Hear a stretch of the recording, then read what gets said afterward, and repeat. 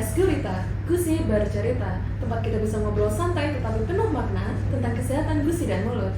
Saya Dinda Dan saya Fafa yang akan menemani Anda dalam beberapa menit ke depan. Pada episode sebelumnya kita udah sharing tentang gejala, penyebab, kemudian bagaimana pentingnya menjaga kesehatan jaringan gusi. Sekarang kita di episode kali ini masih bersama dengan Dr. Venia dan Dr. Satria akan lanjut membahas tentang perilaku-perilaku yang masih keliru di masyarakat.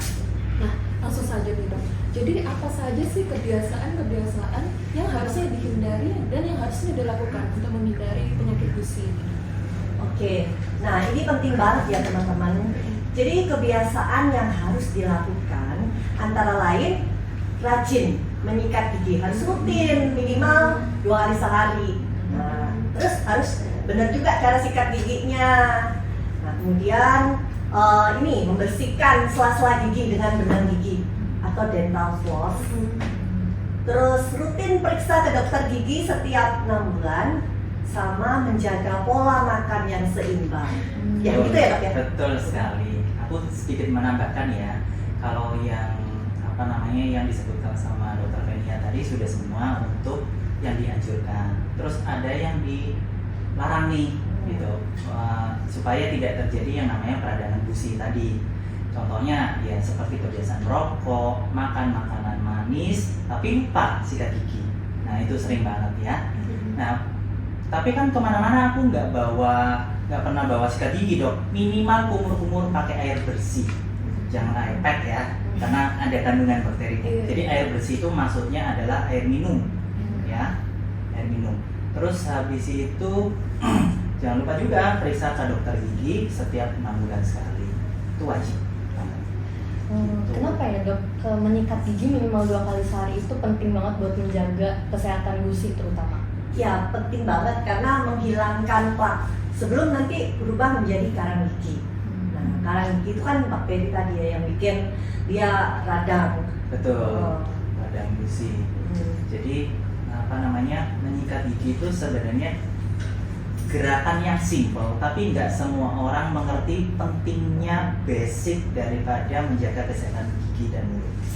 Dimulai dari apa? Dimulai dari sikat gigi, bukan dimulai dari kita datang ke dokter gigi, bukan. Dimulainya dari sikat gigi. Jadi dari perbaikan diri sendiri, kita rajin sikat gigi 2 kali sehari, pagi setelah makan sama malam sebelum tidur. Itu aja udah cukup ya dok ya? Ya, kenapa harus malam dok? Karena ya, produksi air liur tadi ya di malam hari kan turun ya kurang, sehingga di situ bakteri berkembang ya. Berkembang.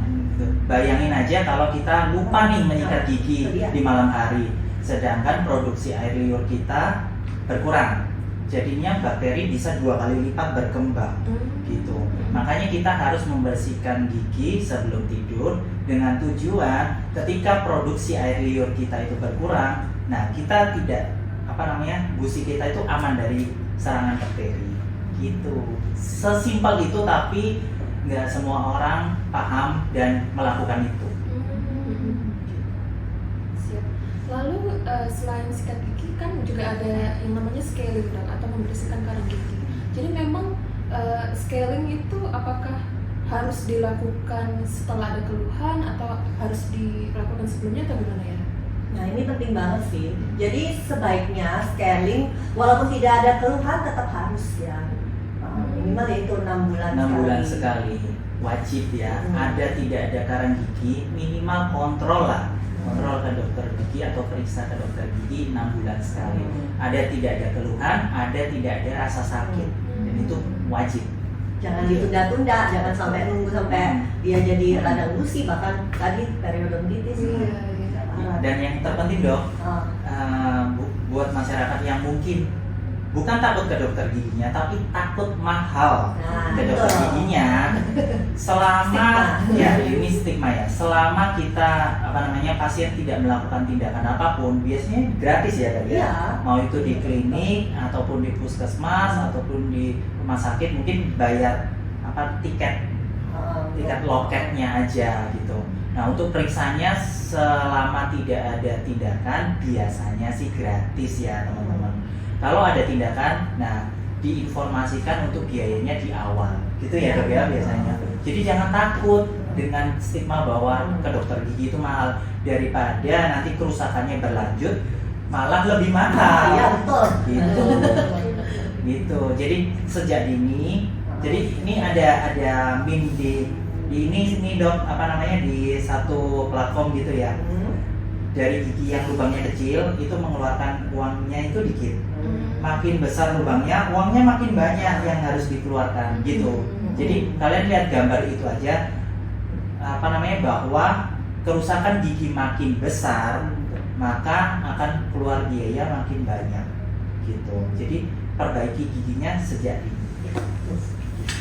Di penelitian kami juga tuh banyak banget sebagian besar masyarakatnya yang perokok. Itu sebenarnya merokok itu apakah memang berpengaruh ya ke penyakit gusi dokter? Dan apakah pasti terjadi begitu?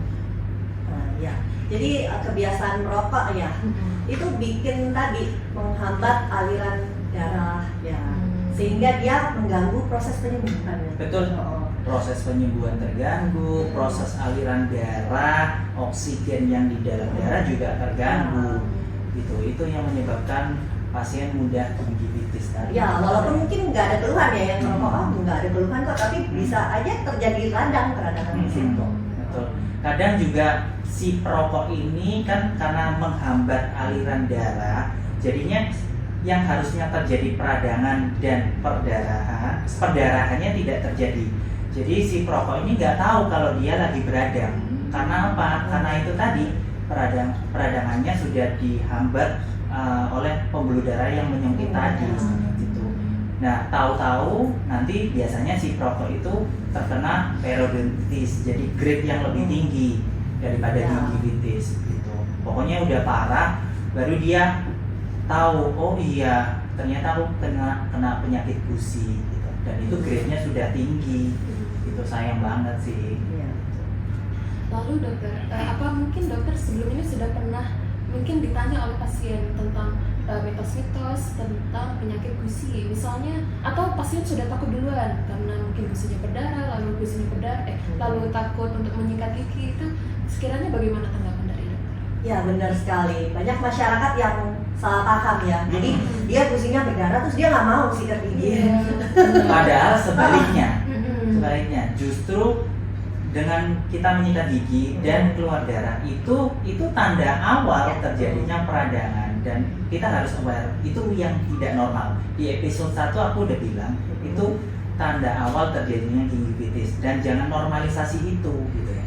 Nah, tapi ada faktor juga nih, faktor lain ya. Misalkan sudah selesai scaling atau pembersihan kandung gigi tapi masih berdarah, bisa jadi sikat giginya yang terlalu kencang.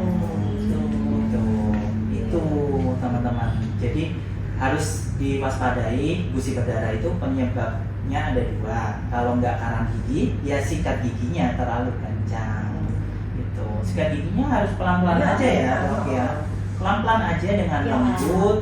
Terus kita pakai pasta gigi sebesar biji jagung aja udah cukup kok untuk membersihkan seluruh rongga mulut kita.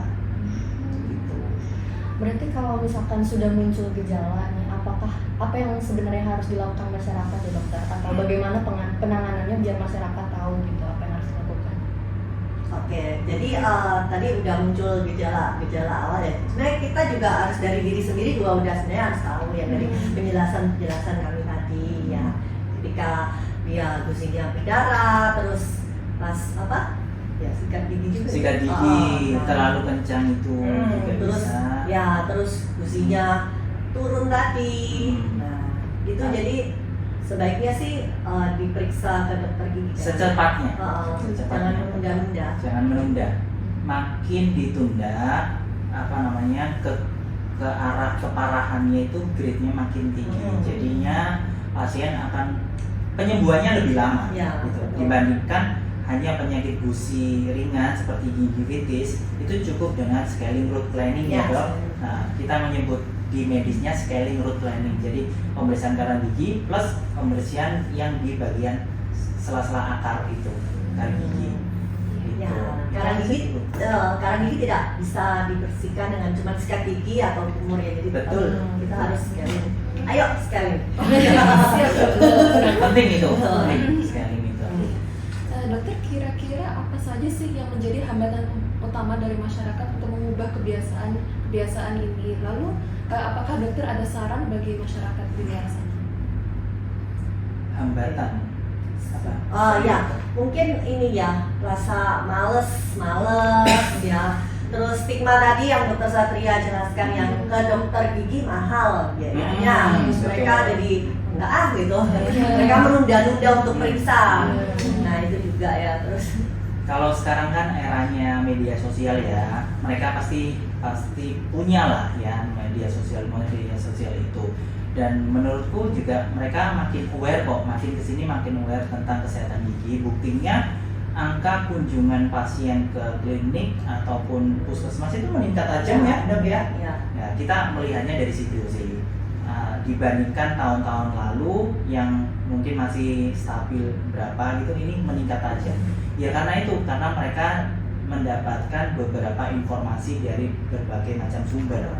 Itu sehingga mereka lebih peduli gitu. Bukan berarti mereka tidak mau, bisa jadi mereka tidak tahu karena sedang mengalami sakit gigi, akhirnya dia remehkan, oh biasa gitu. Dengan adanya edukasi, mau itu offline mau itu online, itu akan menambah pengetahuan mereka sehingga angka untuk mau berjalan ke tempat fasilitas kesehatan itu makin tinggi. Ya, biasanya kurang informasi sekarang banyak media ya. Baik, berarti menurut dokter bagaimana cara terbaiknya ya dokter buat menyampaikan atau mengedukasi pasien atau masyarakat biar mau mengubah kebiasaannya tadi dengan bagaimana dokter? Ya, dengan media-media yang bisa diterima dengan masyarakat, dengan pesan yang sederhana aja ya, tapi yang penting bisa diterima dengan masyarakat. Sederhana dan konsisten, dan bahasanya itu adalah mulai aja dulu. Ya, betul.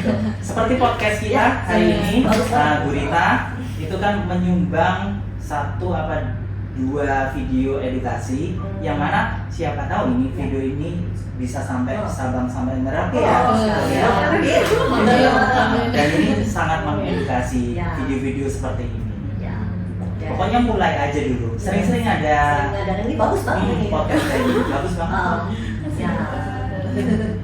Baik dokter, terima kasih banyak yang penjelasannya super bagus, super bermanfaat.